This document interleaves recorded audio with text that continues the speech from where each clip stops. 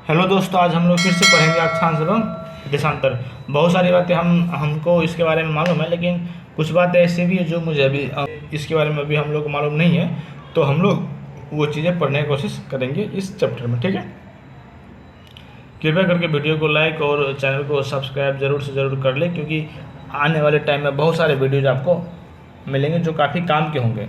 आपके जो आने वाले एग्ज़ाम्स है उसमें काफ़ी हेल्प होंगे, चाहे वो रेलवे का एग्ज़ाम हो, चाहे बीपीएससी टीचर वाला एग्ज़ाम हो, ग्रुप डी का एग्ज़ाम हो, एसएससी का एग्ज़ाम क्यों ना हो, ठीक है। सभी तरह के एग्ज़ाम में ये काम देंगे आपको, ठीक है।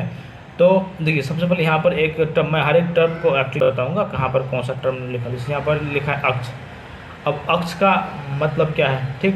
तो हम लोग अक्ष का मतलब देखेंगे, अक्ष का मतलब क्या है। अब आप देख सकते हैं यहाँ पर क्या लिखा, क्या है यहाँ पर लिखा ये गया है कि आप देखेंगे कि एक सुई ग्लोब में झुकी हुई अवस्था में स्थित होती है, जिसे हम अक्ष कहते हैं, ठीक है। ग्लोब पर वे दो बिंदु जिनसे होकर सुई गुजरती है उत्तर तथा दक्षिण ध्रुव है। तो सिंपल, ये तो आप बहुत ही आसानी से छोटी सी बात है। ये जो आपका सुई जो है, ये सुई, ये आप कौन सा, ये अक्ष हो गया, और उत्तर जो है ये उत्तरी ध्रुव होगा, ये दक्षिण है, ये दक्षिणी ध्रुव होगा, ठीक। ये बात क्लियर, ठीक है। अब चलिए हम लोग जाते हैं नेक्स्ट पेज में। ये आप लोग होगा तो आराम से पढ़ लेंगे इसको, अच्छा होगा।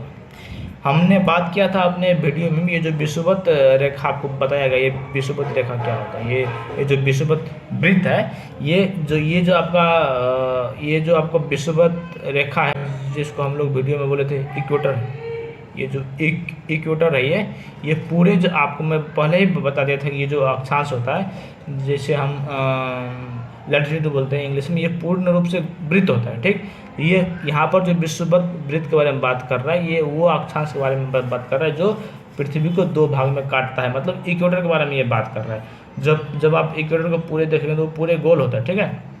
पृथ्वी के उत्तर, अब ये जो विषुवत रेखा है, ये पृथ्वी को दो भाग में बांटता है, एक उत्तरी पृथ्वी, एक दक्षिणी। उत्तर को बोलते हैं उत्तरी गोलार्ध, और जो दक्षिणी होता है उसको हम लोग क्या बोलते हैं, दक्षिणी गोलार्ध, ठीक है। जैसे यहाँ पर लिखा है, ये उत्तरी गोलार्ध हो गया, ये दक्षिणी गोलार्ध हो गया, ठीक। तो ये चीज़ आपका हो गया, तो ये वही चीज़ है। अब देखिए एक बात और, यहाँ पर ये जो पृथ्वी है, पृथ्वी में जो ये जो अक्षांश है, इसको हम लोग समानांतर, ये चीज़ आप थोड़ा सा नोटिस ध्यान देंगे कि इसको हम लोग समानांतर रेखाएं भी बोलते हैं। रीज़न है, इसको हम लोग समानांतर रेखाएं इसलिए बोलते हैं क्योंकि ये जो आपका अक्षांश है, ये एक दूसरे से समानांतर होते हैं। समानांतर कहने का मतलब ये हो गया कि एक दो जो अक्षांश होते हैं, ये आपस में कभी किसी दूसरे अक्षांश को काटती नहीं है, चाहे उसको आप कितना भी मतलब वो घूमे, वो एक दूसरे अक्षांश को आपस में नहीं काटती, ठीक। इसीलिए अक्षांश को हम लोग समानांतर रेखाएं भी बोलते हैं, ठीक। क्लियर। चलिए थोड़ा सा ये अब हम लोग इसको थोड़ा सा देखते कि ये कौन सा क्वेश्चन के बारे में बात कर रही है, ठीक है। क्या आप जानते हैं, अपने स्थान से ध्रुव तारे का कोण मापकर आप अपने स्थान का अक्षांश जान सकते हैं। बिल्कुल सही बात है। आप जो ध्रुव तारा आपका है, वो एक्चुअली नॉर्थ पोल के आसपास होता है, और यदि आप पृथ्वी में किसी भी जगह पर है तो आपके कौन से एंगल में ध्रुव तारा है, उससे आप अपना अक्षांश बिल्कुल नाप सकते हैं। बिल्कुल सही बात है ये, ठीक है। तो चलिए ये हो गया आपका, ये यहाँ पर कुछ एग्जाम्पल वगैरह दिया, और तो इसको आप लोग पढ़ लेंगे, ठीक है। ये सब चीज़ें, ये सब सारे एग्जाम्पल वगैरह दिया गया, तो इसको आप पढ़ लेंगे अच्छा से, ठीक है। देखिए, हमने बता दिया था आपको अक्षांश क्या होता है, देशांतर क्या होता है, ये सब चीज़ें। लेकिन आप जब पृथ्वी का अध्ययन करते हैं, पूरे पृथ्वी का अध्ययन करने जाएंगे आप, तो जो पृथ्वी में कुछ अक्षांश बहुत ही इम्पोर्टेंट है, ठीक है। कुछ अक्षांश को आपको याद करना पड़ेगा। याद क्या करना पड़ेगा, बहुत ही कॉन्सेप्चुअल चीज़ें हैं, तो आपको याद भी नहीं करना पड़ेगा, अपने आप याद हो जाएगा, ठीक है। वही अक्षांश के बारे में यहाँ पर दिया हुआ है, कौन कौन से अक्षांश है क्या है। जैसे कि आपको ये देखिए, जो पूरे अक्षांश का नाम लिखा है, ये सारे अक्षांश कहीं ना कहीं इम्पोर्टेंट है, ये सारे अक्षांश। अब आपको हम बताएंगे। अब देखिए, हर एक अक्षांश का कुछ ना कुछ मतलब है। ये जो अक्षांश हमने 5-6 लिए हैं, 1 2 3 4 5, ये जो 5 अक्षांश हैं, ये पाँचों का बहुत ही अच्छा मीनिंग है, इसीलिए हमने ये 5 लिया है। वैसे तो आपको मैं बताया होगा कि अक्षांश कितना 181 है, तो हमने 181 में से 181 अक्षांश क्यों नहीं लिया, उसका कुछ ना कुछ कारण है भैया, हैं। तो यही जो 5 अक्षांश है, हमने इसी के लिए इसी को बस लिया, इसका कारण है, ठीक है। ये 5 हमने क्यों लिया हम उसके बारे में अभी जानेंगे। एक अक्षांश तो ये हो गया जो काफ़ी इंपॉर्टेंट अक्षांश है। एक तो आपका ये हो गया 0 डिग्री अक्षांश। 0 डिग्री अक्षांश इन द सेंस कि ये जो 0 डिग्री अक्षांश है ये पृथ्वी को बीचों बीच काटती है, पृथ्वी को 2 भाग में काटती है। उत्तरी भाग को उत्तरी जो पृथ्वी उत्तरी भाग है उसको हम लोग बोलते हैं उत्तरी गोलार्ध, और जो दक्षिणी भाग में उसको हम बोलते हैं दक्षिणी गोलार्ध, ठीक। तो ये आपका हो गया। उसके बाद जो दूसरा अक्षांश है वो 23.5 डिग्री उत्तर में है, ठीक है। दूसरा अक्षांश कहाँ है? 23.5 डिग्री उत्तर में है। ये जो अक्षांश है 23.5 डिग्री उत्तर में, इसको हम लोग बोलते हैं कर्क रेखा। कर्क रेखा बोलते हैं इसको। देखिए 23.5 डिग्री ही क्यों लिया गया, वो इसलिए लिया गया क्योंकि पृथ्वी अपने अक्ष में 23.5 डिग्री झुकी हुई। आपको मैं नेक्स्ट लेक्चर में बताऊंगा, इसका पूरा सच्चाई बताऊंगा कि ये जो 23.5 डिग्री लिया गया वो क्यों लिया गया। वो इसलिए लिया गया क्योंकि पृथ्वी जो है अपने अक्ष में 23.5 डिग्री झुकी हुई होती है, ठीक है। इसीलिए उसको 23.5 डिग्री लिया गया है। देखिए ये जो 23.5 डिग्री, ये मैं 23.5 डिग्री नॉर्थ की बात कर रहा हूँ, उत्तरी में। तो 23.5 डिग्री नॉर्थ में जो अक्षांश उसको हम क्या बोलते हैं? कर्क रेखा बोलेंगे, कर्क रेखा, ठीक है। उसको हम बोलेंगे कर्क रेखा बोलेंगे, ठीक है। दूसरी बात, उसके बाद एक और जो अक्षांश है वो आपको 66.5 डिग्री उत्तर में है। ये जो 66.5 डिग्री उत्तर में है इसको हम लोग बोलते हैं, इंग्लिश में बोलते हैं आर्कटिक सर्किल बोलते हैं, और हिंदी में बोलते हैं उसको उत्तरी शीत कटिबंध। देखिए अलग, सबका अलग अलग मीनिंग है। शीत कटिबंध क्यों बोलते हैं आपको सब चीज़ बताया जाएगा, बस आप वीडियो को आसानी से फॉलो करते रहिए। जैसे जैसे वीडियो आता है आप उसको कम्प्लीटली देखते रहिए, सब चीज़ आपको समझ में आ जाए इसमें, ठीक है। तो 3 अक्षांश के बारे में हमने बात कर लिया। एक 0 डिग्री के बारे में कर लिया बात, एक 23.5 डिग्री उत्तरी के बारे में बात कर लिया, और एक 66.5 डिग्री उत्तर के बारे में बात कर लिया, ठीक है। अब नीचे आते हैं। नीचे में देखिए जिस तरह से 23.5 डिग्री हम उत्तर का बात कर रहे थे, वैसे ही 23.5 डिग्री हम लोग नीचे का बात करेंगे, जिसका नाम है मकर रेखा, ठीक है। 23.5 डिग्री साउथ में, दक्षिण में एक अक्षांश है जो कौन सा है? मकर रेखा, ठीक है। ये भी आप याद करेंगे। उत्तर में हो गया कर्क रेखा, सेम नीचे में हो गया मकर रेखा 23.5 डिग्री नीचे में, वैसा ही सेम 66.5 डिग्री दक्षिण में हो गया आपको दक्षिण शीत कटिबंध, ठीक है। और ये 66.5 डिग्री दक्षिण में दक्षिण शीत कटिबंध हो गया, और 66.5 डिग्री उत्तर में क्या हो गया आपको? उत्तरी शीत कटिबंध। ये पांचों जो पांचों अक्षांश है जिसको हम लोग समानांतर रेखाएं बोलते हैं, इसको याद करना बहुत ज़रूरी है। ये अपने दिमाग में एकदम ध्यान से याद रखेंगे इसको पक्के से, ठीक है। ये इंपॉर्टेंट है, मैं फिर से बोल रहा हूँ, ये पाँचों बहुत इंपॉर्टेंट है। आपको पूरे पृथ्वी के बारे में, पूरे इन्वायरमेंट का पैटर्न, पूरे क्लाइमेट, पूरे जो बारिश कहाँ होती है, क्या सब, ये सब चीज़ को, जंगल कहाँ पर घना है, कहाँ पर कितना जंगल है, अभी मौसम ऑस्ट्रेलिया में कैसा होता होगा, अमेरिका में मौसम कैसा होता होगा, हमारे यहाँ ऐसा मौसम क्यों है, ये सब के सब इसी 5-6 जो अक्षांश है इसके सहायता से हम लोग पता कर सकते हैं, ठीक है। तो ये पाँचों आप एकदम याद कर लेंगे, कोई इफ एंड कोई बट नहीं, पूरे याद कर लो। इसे याद क्या करना है, सिंपल सी बात है। 23.5 डिग्री उत्तर इसीलिए क्योंकि पृथ्वी 23.5 डिग्री अपने अक्ष में झुकी हुई, इसीलिए 23.5 डिग्री उत्तर और 23.5 डिग्री दक्षिण, और 66.5 डिग्री इसलिए क्योंकि जब आप 66.5 डिग्री में 23.5 डिग्री जो जोड़ते हैं तो वो 90 डिग्री होता है, ठीक है। 66.5 डिग्री इसीलिए क्योंकि आप जब 66.5 डिग्री में 23.5 डिग्री जोड़ते हैं तो वो कितना हो जाता है? 90 डिग्री, ठीक है। पृथ्वी का जो ये जो अक्ष है ना, पृथ्वी का अक्ष, वो भी अब देखिए आपको पृथ्वी का अक्ष भी 23.5 डिग्री झुकी हुई है, ठीक है। इसीलिए ये जो पृथ्वी का अक्ष है, यहाँ पर आपको मैं फिर से बता दूँ, ये जो अक्ष है, ये पृथ्वी का जो अक्ष है, ये वाला अक्ष, ठीक है। ये जो अक्ष है, ये अक्ष भी आपको 90 डिग्री से 23.5 डिग्री झुका हुआ है, ठीक है।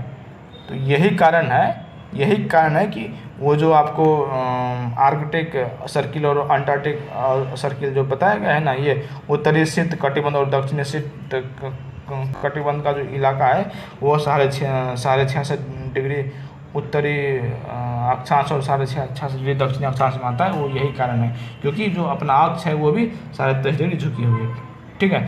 तो क्लियर हो गया। उत्तर ध्रुव विपरीत 66.5 डिग्री उत्तर, 23.5 डिग्री उत्तर में हो गया कर्क रेखा, 23.5 तक दक्षिण हो गया मकर रेखा, और दक्षिणी ध्रुव वृत्त हो गया 86.5 डिग्री दक्षिण में, और 0 डिग्री में होता है विषुवत वृत्त, या फिर इसको बोलते हैं हम लोग इक्वेटर बोलते हैं। ठीक है, ये 4 वृत्त होता है, ये रेखा बोलिए, इसको आप वृत्त बोलिए, वही चीज़ है। ठीक है, ये आप सबको सब याद रखेंगे। चलिए, उत्तरी गोलार्ध ये सब हो गया काम होना। पृथ्वी के ताप कटिबंध, हाँ अब यहाँ पर थोड़ा सा आप बात कर लेंगे अपन, ये बहुत ही इंपॉर्टेंट चीज़ है।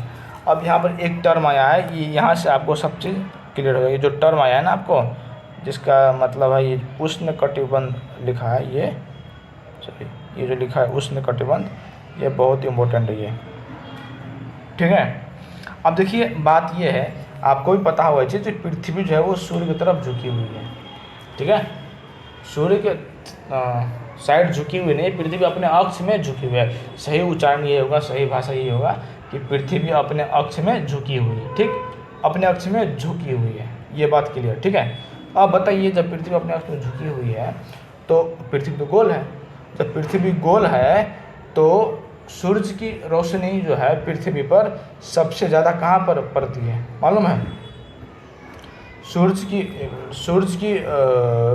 रोशनी जो है पृथ्वी में सबसे ज़्यादा पड़ती है। आपको वैसे दिख रहा होगा, इससे ही पृथ्वी की रोशनी सूरज पर सबसे ज़्यादा इस इलाका में पड़ती है, सबसे ज़्यादा पड़ती है इसी इलाका में। ठीक है, इसीलिए हम इसको क्या बोलते हैं, उष्ण कटिबंध इलाका, क्योंकि यहाँ पर काफ़ी मतलब हम लोग बोलते हैं उष्ण रहा है अपने मैथिली भाषा में, फिर ठेठी भाषा में बहुत उष्ण रहा है, आज गर्मी उष्णा गए हैं पूरे। ठीक है, वही बात यहाँ पर है, इसको हम लोग उष्ण कटिबंध इसीलिए बोलते हैं। ठीक है, सॉरी, इसको हम लोग उष्ण कटिबंध इसीलिए बोलते हैं क्योंकि सबसे ज़्यादा सूर्य की रोशनी यहीं पर आता है। ठीक है, क्यों आता है भला? तो इसलिए आता है क्योंकि ये सूर्य के सबसे नज़दीक का इलाका है, सबसे नज़दीक पड़ता है सूर्य को ये इलाका, इसलिए यहाँ पर सबसे ज़्यादा रोशनी आता है, इसलिए यहाँ पर गर्मी सबसे ज़्यादा होता है, गर्मी सबसे ज़्यादा यहीं पर होता है। ठीक है, अपना जो भारत है ये आधा भारत, हमारा जो भारत है उसका आधा हिस्सा इसी एरिया में आता है। अपना भारत में जो कर्क रेखा है ना, ये कर्क रेखा ये 2 भाग में बांट देती है। ठीक है, तो आगे आपको बताएंगे सब चीज़ पूरे क्लियरली।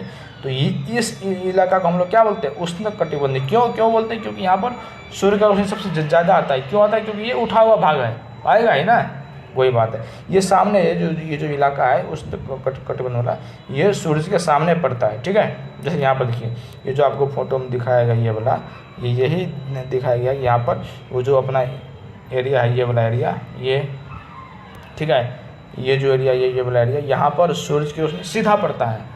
तो सीधा जब पड़ेगा तो ऐसा ही होगा, जब सीधा पड़ता है तो इतना बहुत तेज़ वहाँ पर सूर्य की प्रकाश पड़ता है। ठीक, ये बात हो गया एक, इसीलिए इसको हम लोग बोलते हैं, इसको हम लोग बोलते हैं उष्ण कटिबंध।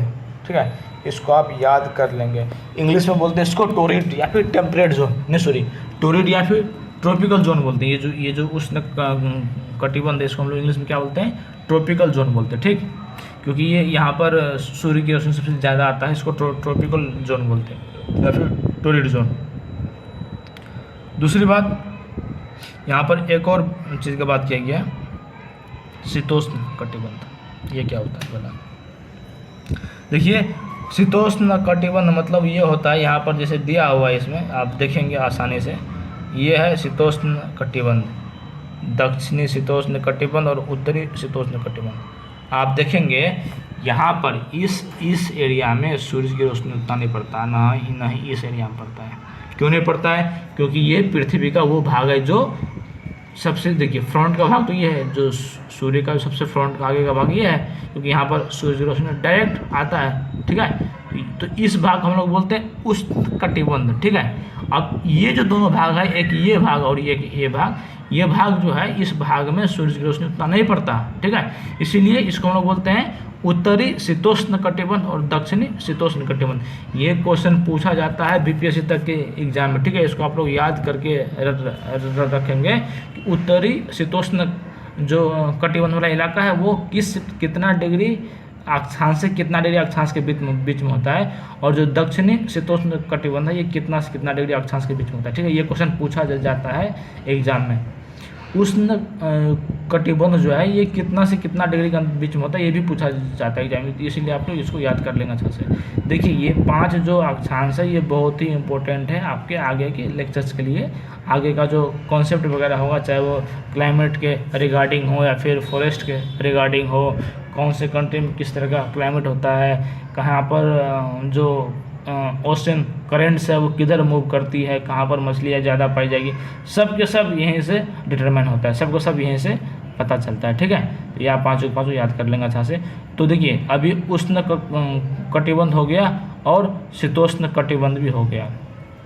ठीक है, अब आते हैं शीत कटिबंध वाला बात में। ये जो शीत कटिबंध बोल रहा है ना, शीत कटिबंध, ये भी बहुत ही इम्पोर्टेंट चीज़ है। क्यों? इसलिए है क्योंकि आप देखेंगे ये जो इलाका है, ये वाला है इलाका, ये आपको हो गया, देखिए ये आपको हो गया अक्षांश, सॉरी फिर से ड्रॉ करते हैं, ये आपका हो गया, ये जो है ना ये हो गया आपका अक्षांश, ये पूरे पूरे। ठीक है, तो और ये जो इसके आसपास का जो इलाका है ना, ये आपका हो गया शीत कटिबंध। इसको शीत कटिबंध इसलिए कहा गया क्योंकि यहाँ पर सूर्य की रोशनी बहुत ही कम आता है। आप पढ़े भी होंगे कि जो उत्तरी और दक्षिणी ध्रुव होता है वहाँ पर 6 महीने का दिन 6 महीने का रात होता है। ठीक है, लगभग थोड़ी सी बात भी सही है, क्योंकि यहाँ पर चूँकि देखो यहाँ पर क्या है ना कि सूर्य की रोशनी डायरेक्ट तो आती है ना, यहाँ से डायरेक्ट तो आती है ना, यहाँ पर रोशनी थोड़ा सा सलेंट होता है। ठीक है, अब देखो जैसे यहाँ पर रोशनी ऐसे आई तो वो डायरेक्ट इसमें पड़ती नहीं है। ठीक है, इसमें यहाँ पर डायरेक्ट सूर्य की रोशनी नहीं आती है। ठीक है, तो जब डायरेक्ट सूर्य की रोशनी नहीं आएगा यहाँ पर, तो यहाँ पर उतना गर्मी नहीं आएगा, तो यहाँ पर ठंडा रहेगा। ये दोनों इलाका में क्या रहता है, ठंडा। आपको आगे बताएंगे और अच्छा से, जब फोटो देखेंगे पिक्चर देखेंगे तो आपको अच्छा से क्लियर होगा यहाँ पर क्यों नहीं आता। ठीक है, ये हो गया आपका शीतोष्ण कटिबंध, सॉरी ये शीत कटिबंध का इलाका होगा। ये सब बहुत ठंडा होता है यहाँ पर। ठीक है, यहाँ पर आपको आर्कटिक सर्किल, अंटार्कटिक सर्किल सब इसी में। ठीक है, ये हो गया आपका इसके बारे में। बाकी आगे हम देशांतर के बारे में भी पढ़ेंगे। ठीक है, धन्यवाद दोस्तों। हम लोग नेक्स्ट वीडियो में पढ़ेंगे, थोड़ा सा देशांतर बच गया है उसके बारे में पढ़ेंगे, और उसके बाद से कुछ 1-2 क्वेश्चन सॉल्व करेंगे। इसमें क्वेश्चन आता है, 1-2 क्वेश्चन हम लोग सॉल्व करेंगे ताकि कॉन्सेप्ट क्लियर हो, और क्वेश्चन सॉल्व करने के बाद थोड़ा सा और हम पढ़ेंगे वर्ल्ड मैप के बारे में पढ़ेंगे। समय देखिए यहाँ पर भी दिया है, समय वगैरह कैसे हम लोग करेंगे, ये सब चीज़ में हम लोग थोड़ा सा पढ़ लेंगे। ठीक है, और 2-4 क्वेश्चन भी कर लेंगे, फिर बाकी क्वेश्चन भी करेंगे जो क्वेश्चन पूछा गया है, चाहे वो BPSC हो, रेलवे हो, SSC हो, किसी भी एग्जाम में जो पूछा गया क्वेश्चन है वो सब हम लोग करेंगे। ठीक है, आज के लिए इतना ही, धन्यवाद।